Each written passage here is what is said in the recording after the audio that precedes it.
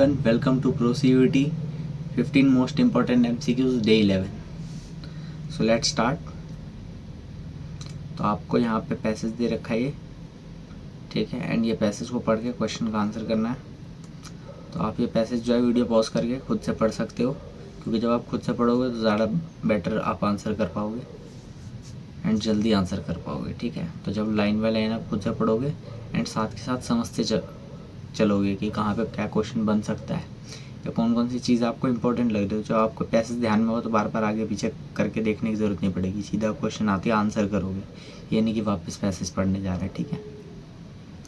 तो यहाँ से आप देख लो. I must say that beyond occasionally exposing me to laughter my constitutional shyness has been of no great advantage to me, ठीक है. तो यहाँ पे शाइनेस के बारे में बात हो रही है, स्पीच के बारे में बात हो रही है, ठीक है. तो यहाँ पे जो ऑथर है वो अपने एक्सपीरियंसेस वगैरह शेयर कर रहा है, तो आप देख सकते हो, ये पढ़ सकते हो. फिर ये तो छोटा सा पार्ट है, ठीक है. तो हम क्वेश्चंस पे चलते हैं. First question is the expression of my constitutional shyness is given passage would mean. तो कॉन्स्टिट्यूशनल शाइनेस का यहाँ पे क्या मतलब है? माई कॉन्स्टिट्यूशनल शाइनेस, ठीक है. ये shyness mention in article 1 of the constitution. नहीं भाई, कॉन्स्टिट्यूशन लिखा है लेकिन उसकी बात नहीं हो रही कि कॉन्स्टिट्यूशन नहीं है यहाँ पे मीनिंग उसका दूसरा है, ठीक है. Shyness prescribed as mark of our democracy in the premier of. नहीं भाई, ये देखो, ये कॉन्स्टिट्यूशन दे के कन्फ्यूज़ कर रखा आपको. ये ऑप्शन तो पढ़ दे, आपको समझ आ रही है, और ये ऑप्शन गलत है भाई, ठीक है. The इनेट and natural shyness in the author, ठीक है. तो ये सही लग रहा है, एक बार और पढ़ लेते हैं आगे. A shyness that the author pretends to derive some evil advantages in life. नहीं, यही सही है. The innate and natural shyness in the author, ठीक है. तो my constitutional shyness यानी उसके अंदर भी natural shyness है, ठीक है, उसकी बात हो रही है यहाँ, ठीक है. नेक्स्ट, ये हमारा आंसर सही है. नेक्स्ट पे चलते हैं. Experience has taught the author that option A silence is better than laughter to stay fit. Silence is a part of the spiritual discipline. Silence is to be avoided at all cost and silence can never be attained by man. Passage पढ़ोगे आपको मिल जाएगा answer. Silence is part of the spiritual discipline. Okay, next answer हम देख लिया, सही है, ठीक है. नेक्स्ट पे चलते हैं. Identify the correct indirect speech conversion of the following sentence from the passage. I do not recollect ever having had to regret anything in my speech or writing, said the author, ठीक है. अब इसको जो है हमें correct indirect speech में देखना है, ठीक है. ए, बी एंड सी, डी आपको आगे दे रखा है यहाँ पे, ठीक है, क्योंकि क्वेश्चन बड़ा है. यहाँ ए पढ़ते हैं. The author said that he does not recollect ever having had to regret anything in his speech और राइटिंग. तो नहीं, ये सही तो नहीं है. The author said that he did not recollect ever having had to regret anything in his speech और writing. हाँ, अच्छा, हाँ, ये देखो, ये सही है. यहाँ पे डस में डिड आ गया यहाँ, ठीक है. तो ये सही है, ये सही लग रहा है, ठीक है. यहाँ पे डज आ गया था, वो डज नहीं होगा, ये डिड आएगा. ही डिड नॉट, ये क्योंकि यहाँ आई डू नॉट बोला है, ठीक है. यहाँ पर डज लगा दिया था. आगे देख लेते हैं. यहाँ ही हैड नॉट, फिर यहाँ देखो डज आ गया एंड यहाँ हैड है. देखो आपका यही सही आएगा, ठीक है. इनडायरेक्ट स्पीच में the author said that he did not, ठीक है, क्योंकि यहाँ आई डू है, डू का डिड हो जाएगा, ठीक है. डू का हैड नहीं होता, डू का यहाँ डज नहीं होगा, इसके लिए हम फर्स्ट ऑप्शन भी रिजेक्ट कर चुके हैं, तो बी होगा. हाँ, तो ये हमारा सही है. तो author said that he did not recollect ever having had to regret anything in his speech और राइटिंग. ओके, नेक्स्ट पे चलते हैं. Which of the following are correct in connection with the common size statement. तो common size statement, चलो option है expressed as percentage on revenue from operations, ठीक है. Horizontal analysis, vertical analysis and D है expressed as percentage on total assets. तो देखो, correct in correction with पूछा है कॉमन साइज स्टेटमेंट. तो भाई हॉरिजॉन्टल वर्टिकल दोनों थोड़ी होगा, या तो हॉरिजॉन्टल या वर्टिकल एक ही चीज़ होएगी। ठीक है, ये आपको यहाँ पे सीधा दिख गया, हॉरिजॉन्टल यहाँ पे नहीं आएगा, वर्टिकल आएगा ACD। ठीक है, B नहीं होगा यहाँ। Which one of the following are correct. ठीक है, जहाँ 3 B कट हो गया ACD, तो ACD देखें हम किस में है, ABC ACD है, थर्ड ऑप्शन आपका करेक्ट है, ACD ओनली। ठीक है, नेक्स्ट पे चलते हैं। Window dressing is a practice to manipulate the accounts to show a better picture of the financial position than the actual one, to show excessive depreciation. भाई देखो, window dressing आपको समझ आ रहा हो, खिड़की से जो दिखता है, खिड़की के मतलब वैसे आपको मीनिंग समझा रहा हो, खिड़की से दिखता नहीं होता, तो विंडो ड्रेसिंग होगा तो खिड़की से, खिड़की बात हो जाए, खिड़की से दिख रहा है कुछ, तो आप ऐसे ट्राई करते हो कि अच्छा दिखे, उसको ड्रेसिंग कर दे तो बढ़िया से, जैसे खिड़की को ड्रेसिंग करते हैं ना, ताकि वो खिड़की से बढ़िया व्यू दिखे, या बाहर बढ़िया व्यू नहीं है तो कोई बात नहीं, आप विंडो को ड्रेस कर देते हो कि विंडो अच्छी लगे दिखने में, है ना। तो वैसे ही जो है इसको क्या कहते हैं कि अकाउंट्स को मैनिपुलेट कर देते हैं ताकि कंपनी की फाइनेंशियल पोजीशन जो है वो अच्छी दिखे। ठीक है, कंपनी अट्रैक्टिव दिखे कि नहीं, फाइनेंशियल पोजीशन अच्छी है कंपनी की। ठीक है, तो इसका आंसर ये फर्स्ट आएगा, to manipulate the accounts to show better picture of the financial position than the actual one, उसको कहते हैं विंडो ड्रेसिंग। ठीक है, ये सब नहीं आएगा, ये ऑप्शन तो पहले यार देख के समझ आ गया, ये फर्स्ट ऑप्शन आएगा आंसर आपका। इजी क्वेश्चन है यार, ऐसे क्वेश्चन में आपको ज़्यादा टाइम नहीं लगाना सोचने में। The key position of top level management is managing director यानी MD, production manager, marketing manager, plant supervisor. तो अरे देखो यहाँ पे सीधा टॉप लेवल पूछा है, यानी ये सारे लोअर लेवल वाले, कोई मिडिल लेवल का है, टॉप लेवल में का सिर्फ एक ही दे रखा है, मैनेजिंग डायरेक्टर MD, सबसे ऊपर यही होता है। ठीक है, सारे जो मैनेजिंग मतलब सब कुछ जो मैनेज कर रहा होता है, मैनेजिंग डायरेक्टर MD जो होता है, जनरली आपने फिल्मों में देखा होगा, he is the MD and CEO of this company या MD ऑफ दिस कंपनी, तो ये वही है मैनेजिंग डायरेक्टर। ठीक है, तो ये टॉप लेवल का आ गया। नेक्स्ट पे चलते हैं हम। Which of the following are advantages of functional structure of an organisation.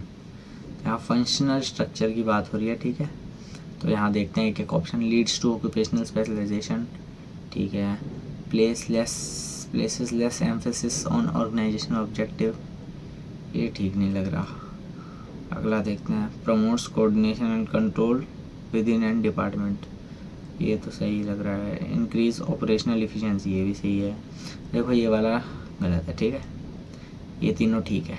ACD, यहाँ पे भी B वाला गड़बड़ है, ACD ठीक आएगा यहाँ। तो ACD देखते हैं किसमें है, ACD यहाँ थर्ड वाला है हमारा, ACD ओनली, तो थर्ड आ गया हमारा आंसर ACD। ओके, नेक्स्ट पे चलते हैं। If the supply of final good is assumed to be infinitely elastic at constant price over a short period of time, aggregate output is determined solely by the value of aggregate demand, this is called dash principle। ठीक है, तो कौन सा principal कहते हैं इसे, तो भाई देखो इसे कहते हैं इफेक्टिव डिमांड। ठीक है, ये जो लिख रखा है ना, ये पूरा पढ़ो आप, इसे इफेक्टिव डिमांड कहते हैं। ठीक है, आपने ये बुक पढ़ा होगा तो आपको समझ आ जाएगा, वरना फिर आप भाई कंफ्यूज होते रहोगे इन चीज़ों में, इफेक्टिव डिमांड आएगा या एग्रीगेट डिमांड आएगा यहाँ पे। ठीक है, इफेक्टिव डिमांड हमारा आंसर सही है। आगे चलते हैं। The value of nominal GDP is $1100 and the value of the real GDP is $1000, find the value of the GDP deflator. तो GDP डिफ्लेटर का फॉर्मूला क्या था भाई, GDP डिफ्लेटर का फॉर्मूला था नॉमिनल अपॉन रियल इंटू 100। ठीक है, 1100 upon 1000 into 100 आ जाएगा, एंड ये 0 से 0 जाएगा, 0 से 0 जाएगा, 11 अपॉन 10 आ जाएगा, इंटू 100 हो जाएगा, एंड इसका फाइनल आंसर निकल जाएगा आपका 1.1। ठीक है, ये रहा।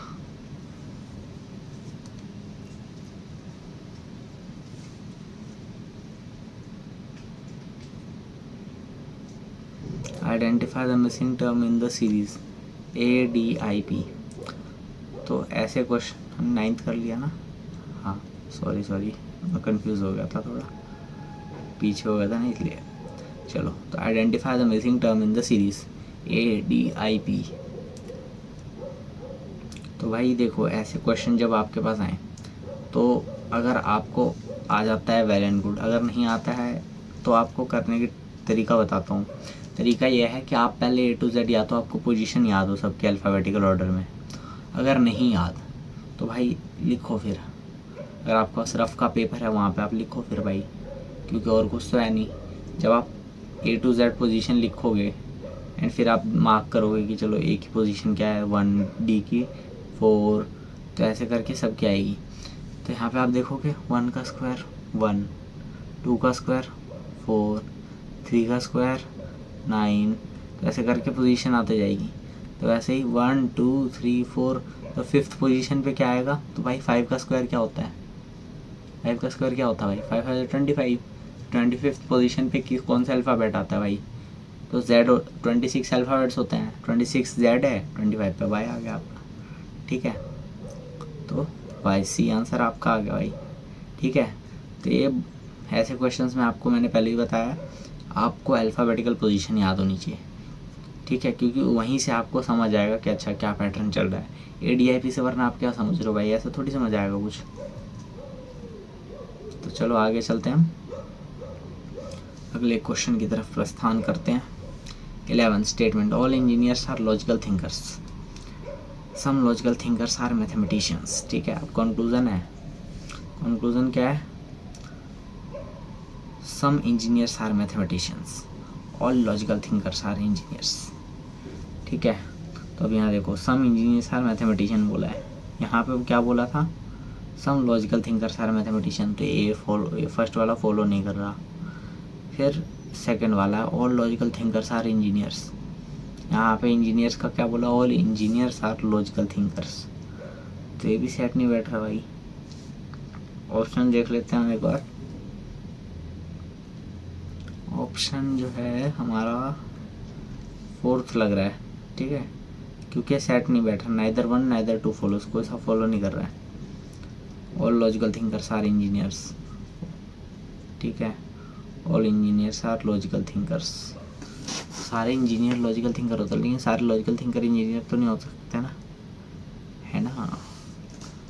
तो ये भाई ऐसे कंफ्यूजिंग चीज़ें होती है, ऐसी चीज़ें। ठीक है भाई, तो आपको ध्यान रखना है। तो हमारा डी आ गया, नाइदर 1 और 2 फॉलोस। ठीक है, तो अब आगे चलते हैं हम 12th क्वेश्चन पे। The sum of the 2 digit number is 9, if the digits are reverse the new number is 27। ठीक है, 27 more than the original number, तो यानी 27 ज़्यादा है, अगर वो x है नंबर तो ये 27। What is the original number, तो देखो यहाँ 2 डिजिट नंबर है, तो आप ऐसे सिर्फ x नहीं ले सकते, दोनों डिजिट का अलग अलग लेना पड़ेगा, एक 1s प्लेस पे एक 10s प्लेस पे, एंड फिर उससे आप इक्वेशन बनाओगे। इक्वेशन में आपको क्या होगा कि वो इक्वेशन में कि वो नंबर जो है जब आपने उसको रिवर्स कर दिया तो वो रिवर्स नंबर प्लस 27 प्लस 27। ठीक है, मतलब रिवर्स करके जो नंबर बना वो प्लस 27, ये वाला देखो, the new number is 27 more than the original number, तो पुराना number original number plus 27 equal to reverse. ठीक है, समझ गए इक्वेशन, कंफ्यूज मत होना भाई। अगर आपको समझ नहीं आया फिर से बता देता हूँ मैं, the new number is 27 more than the original number, तो ओरिजिनल नंबर लेट से मान लो XY है। ठीक है, XY इसलिए बोल रहा हूँ, 1 2 मैं बोल रहा हूँ तो फिर आप कंफ्यूज हो गए, तो मान लो XY ओरिजिनल नंबर है, तो XY plus 27 equal to YX। यहाँ पे आपको 1s प्लेस 10s प्लेस का ध्यान रखना है कि किसको आप 10 प्लेस पे डालोगे, किसको आप फर्स्ट प्लेस पे डाल रहे हो, and x plus Y equal to 9, ये इक्वेशन बनेगी। ठीक है, तो आप ऐसे करके निकाल लेना, एंड जो नंबर है वो आपका आएगा 36। ठीक है, अ train moving at 72 kilometre per hour crosses the platform in 30 seconds, if the length of the train is 250 meters, what is the length of the platform. तो देखो, ट्रेन को स्पीड को पहले तो आप मीटर पर सेकंड में कर लेना। ठीक है, बाकी चीज़ें भी सेकंड्स में है एंड मीटर्स में है। उसके बाद speed equal to distance upon time, universal formula है, हर जगह यही लगाना है आपको, एंड जो चीज़ नहीं दे रखा है वो चीज़ आपको निकाल लेनी है। यहाँ पे स्पीड है, डिस्टेंस दे रखा है, टाइम निकाल लो। यहाँ पे स्पीड भी दे रखा है कि क्या थी, ठीक है, एयर स्पीड, एंड इसके बाद आपको speed area, time era and distance निकालना है। एक डिस्टेंस दे रखा है कि लेंथ ऑफ द ट्रेन थी 250 मीटर्स और प्लेटफॉर्म की लेंथ निकालनी है। तो यहाँ पे आपको क्या लगाना है, speed equal to distance upon time नहीं लेगा, यहाँ पे distance equal to speed into time होगा, ठीक है। Speed equal to distance upon time होता है, ठीक है। टाइम यहाँ से ऊपर चले जाएगा इक्वल टू के उस साइड पे, तो यहाँ डिवीजन में मल्टीप्लिकेशन में चले जाएगा एंड यहाँ पे डिस्टेंस अकेला रह जाएगा। तो ट्रेन का जो डिस्टेंस है उस 30 सेकंड में कितना होगा, 250 metres length of the train plus length of the platform. तो 250 मीटर्स प्लस मान लो लेंथ ऑफ द प्लेटफॉर्म आप एक्स लेके चल रहे हो, डी लेके चल रहे हो, जो आपकी इच्छा है, एंड वो is equal to and speed into time. आपको स्पीड को कन्वर्ट कर लेना है मीटर पर सेकंड में एंड ये टाइम लेके, एंड फिर आप जो है आप सॉल्व कर लोगे, आपका आंसर आ जाएगा 350 मीटर्स, ठीक है। किसी को कोई डाउट, समझ गए ना। मेन इसमें इक्वेशन का खेल होता है। एक बार आपकी इक्वेशन बन गई एंड इक्वेशन में आपको बस ये ध्यान रखना है सारे जो मेजरमेंट्स है वो एक सेम उसमें हो। ऐसा नहीं है किलोमीटर पर आवर में, तो सबसे पहले आप इसको मीटर पर सेकंड में चेंज करोगे, ठीक है। तो आपकी स्पीड ही आ गई, टाइम ही आ गया। तो speed into time equal to distance, and distance में क्या होगा 250 मीटर्स प्लस डी, तो जो डी निकल के आएगा वो लेंथ ऑफ द प्लेटफॉर्म आ जाएगा आपका, ठीक है। मेन है इक्वेशन का खेल होता है, ठीक है। Which country has officially adopted Hindi as one of its official language apart from India. भाई इंडिया में तो चलो हिंदी है ही, इंडिया के अलावा और किस में है। तो कई लोग इसमें कंफ्यूज होंगे कि हो नेपाल हो सकता है, ठीक है, लेकिन नेपाल नहीं है भाई, यहाँ आएगा बी, फिजी, ओके। ये आपको पता होना चाहिए, जीके में नहीं पता तो आज आपको पता चल गया, ठीक है। कंफ्यूज मत होना कि नेपाल है अगर इंडिया के अगल बगल तो नेपाल हो सकता है, नहीं भाई नेपाल नहीं है, नेपाल की नेपाली होगी, होगी मतलब हो सकती है, मेरे को नहीं पता भाई नेपाल की क्या है वो आप देखो, ठीक है भाई। चलो 15 है, who was the first Indian women to win an Olympic medal. तो बताओ कौन है भाई, मैरी कॉम, सानिया नेहवाल, कर्नम मलेश्वरी या फिर पीवी संधू, बताओ भाई। तो कई लोग मैरी कॉम में कंफ्यूज हो रहे होंगे, सानिया नेहवाल में या पीवी संधू में, है ना। तो स्पोर्ट्स के अलग अलग हैं। वैसे जो फर्स्ट इंडियन वुमेन है जो ओलंपिक में मेडल लाई थी वो है कर्नम मलेश्वरी, ठीक है। आप यहाँ पे ध्यान देना, फर्स्ट इंडियन वुमेन है या first Indian women in badminton या रेसलिंग, ऐसे अलग अलग भी आ सकता है, तो उनका आंसर अलग होगा, ठीक है। तो फर्स्ट इंडियन वुमेन पूछा है तो कर्नम मलेश्वरी आएगा, किसी पर्टिकुलर स्पोर्ट का पूछा है तो फिर उसका आंसर भाई अलग होगा। तो आपको ध्यान रखना है, कंफ्यूज एग्ज़ाम में नहीं होना है, ठीक है। ये हमारा आंसर सही है। एंड आज के लिए इतना ही गाइस, थैंक यू एवरीवन, फिर मिलेंगे हम अगली वीडियो में।